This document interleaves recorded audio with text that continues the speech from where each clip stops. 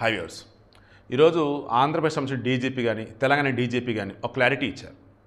మొన్న పహల్గామ్ ఇన్సిడెంట్ జరిగిన తర్వాత ఎన్ఐఏ వాళ్ళు కావచ్చు, ఇంటెలిజెన్స్ వాళ్ళు కావచ్చు, విజయవాడ పోలీసుకు ఒక అప్డేట్ ఇచ్చారు. అదేంటంటే స్లీపర్ సెల్స్ ఉన్నారయ్యా, మీ విజయవాడలో చూసుకోండి అయ్యా అని. క్రాస్ చెక్ చేసినప్పుడు తెలిసింది ఏంటంటే గొల్లపూడి, అశోక్ నగర్ అండ్ లబ్బిపేటలో మొత్తం 10 మంది వెళ్ళారు.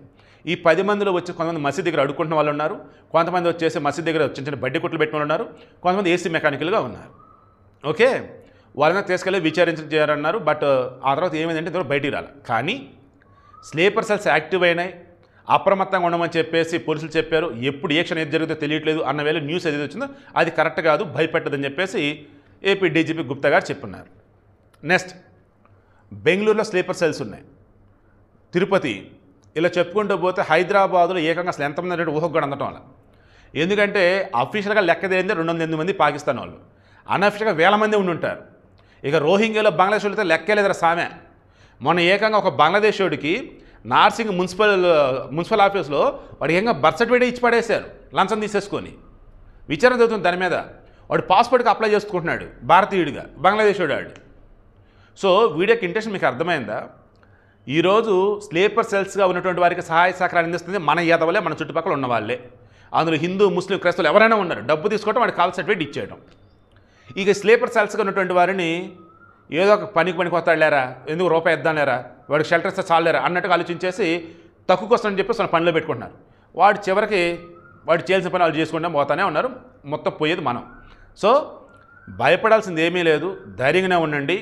బట్ క్లారిటీ ఏంటంటే స్లీపర్ సెల్స్ వీలైతే జనాలు ఈ పాకిస్తాన్ టెర్రరిస్టులకు అనుకూలంగా ఉన్న వాళ్ళు ఉన్నారు, వారికి షెల్టర్ ఇస్తున్న వాళ్ళు కావచ్చు, లేదన్నప్పుడు వాళ్ళతో రూమ్ షేర్ చేసుకున్న వాళ్ళు కావచ్చు. కొంచెం జాగ్రత్తగా అయితే ఉండండి. జాగ్రత్తలు చెప్పాల్సిన అవసరం లేదు, ఎందుకంటే ఆల్రెడీ వాళ్ళకి తెలుసు కాబట్టి. నేను చాలా ప్రాక్టికల్ చెప్తున్నా. వాళ్ళు స్లీపర్ సెల్స్ పాకిస్తాన్కి అనుకూలంగా ఉండే టెర్రరిస్టులు అనే విషయం వీరికి షెల్టర్ ఇస్తున్న వాళ్ళకి తెలుసు. తెలియని వాళ్ళు ఎవరైతే ఉన్నారో ఈ వీడియో చూసాక జాగ్రత్త అయితే పడండి. సో భయాందోళనకు గురవ్వకండి. అన్ని చోట్ల చెకింగ్లు అయితే చేస్తున్నారు. బట్ స్లీపర్ సెల్స్ అయితే బెంగళూరులో కానీ, ఢిల్లీలో కానీ, ముంబైలో కానీ, విజయవాడలో కానీ కొంచెం యాక్టివ్ మోడ్లోనే ఉన్నారంటే అలాగే ఉంది అన్నట్టుగా చెప్తున్నారు తప్ప ఇంకా ఎవరైనా ఐడెంటిఫై చేసి పట్టుకోలేదు. ఒక ముగ్గు చెప్పి క్లోజ్ చేయాలి. గతంలో విజయవాడలో 2006లో పీపుల్స్ వర్క్ సంబంధించిన నక్సలైట్ గ్రూప్ సంబంధించి కొండపల్లి సీతారామయ్య ఉండేవాడు. ఆయన హయాంలో వచ్చేసి టెక్ మధు అని చెప్పేసి ఒక అతను ఏకంగా రాకెట్ లాంచర్లని విడిభాగాలు మొత్తం పెట్టడంలో ఎక్స్పర్ట్ అనమాట. 2006లో విజయవాడలో ఒక చోట డెలివరీ బస్ అంటే ఒక దాన్ని ఏమంటారు, దాన్ని బ్యాగేజా కొరియరా అక్కడ ఉండిపోయింది.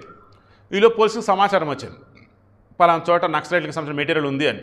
వెళ్ళి చూస్తే పిచ్చెక్కిపోయింది. అది హై అండ్ టెక్నాలజీ రాకెట్ లాంచర్లు అవి. ఎవరికంటే నక్సలైట్లకి అవి. సో విజయవాడ చుట్టుపక్కల వచ్చేసి గతంలో ఫస్ట్ నక్సలైట్లు, పీపుల్స్ వారు, ఆ తర్వాత మావోయిస్టులు, ఇప్పుడు వచ్చేసి ఎక్కడ టెర్రరిస్టులు.